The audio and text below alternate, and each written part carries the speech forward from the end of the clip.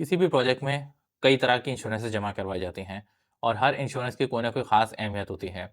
और हर इंश्योरेंस का मकसद किसी भी प्रोजेक्ट को सेफ और सिक्योर बनाना होता है। ऐसे में एक इंश्योरेंस होती है कॉन्ट्रैक्टर प्लांट एंड इक्विपमेंट की इंश्योरेंस।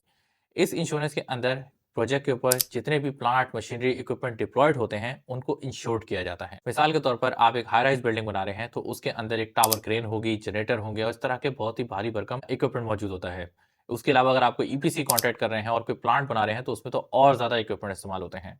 तो ऐसे में अगर किसी एक्सटर्नल फैक्टर की वजह से उस इक्विपमेंट के ऊपर कोई डैमेज आ जाता है या उसकी कोई मशीनरी टूट जाती है तो ऐसे में ये इंश्योरेंस उसको कवरेज देती है और अगर आप उसके ऊपर कोई क्लेम डालेंगे तो आपको वो सेटल करके देगी।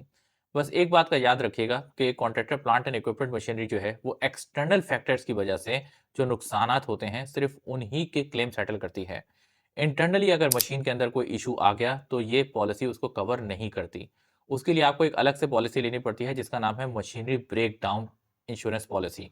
जिसका मकसद होता है कि मिसाल के तौर पर आपकी मशीनरी के अंदर कोई वायरिंग खराब हो गई, उसके बोर्ड में कोई मसला आ गया, उसके अलावा कहीं जो है वो उसकी मशीनरी के इंटरनल पार्ट्स में कोई इश्यू आ गया, तो ऐसे में मशीनरी ब्रेकडाउन उसको कवरेज प्रोवाइड करेगी और आप अपना क्लेम जनरेट करेंगे तो उसी पॉलिसी के अंदर इसको कवर किया जाएगा। आमतौर पर कॉन्ट्रैक्टर प्लांट एंड मशीनरी और मशीनरी ब्रेकडाउन इन दोनों को मर्ज कर एक पॉलिसी बनवाते हैं और क्लाइंट्स को जमा करवाते हैं ताकि मशीनरी और प्लांट और इक्विपमेंट हर तरह से सिक्योर और सेफ रहें। किसी भी प्रोजेक्ट में इसका सबमिट होना बहुत ज़रूरी होता है क्योंकि जितना लंबा प्रोजेक्ट का ड्यूरेशन होता है, ऐसे में इस बात का रिस्क बहुत ज़्यादा होता है कि कहीं न कहीं प्लांट और इक्विपमेंट के कोई न कोई नुकसान पहुँच जाए।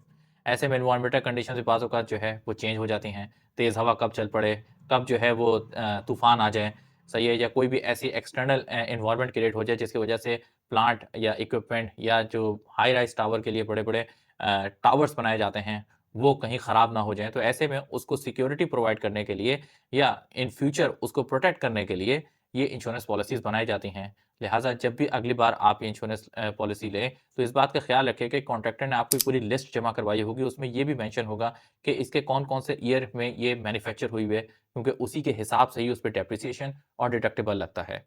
ये इंश्योरेंस बहुत इंपॉर्टेंट है और हर प्रोजेक्ट के ऊपर इसका सबमिट होना बहुत ज़रूरी होता है।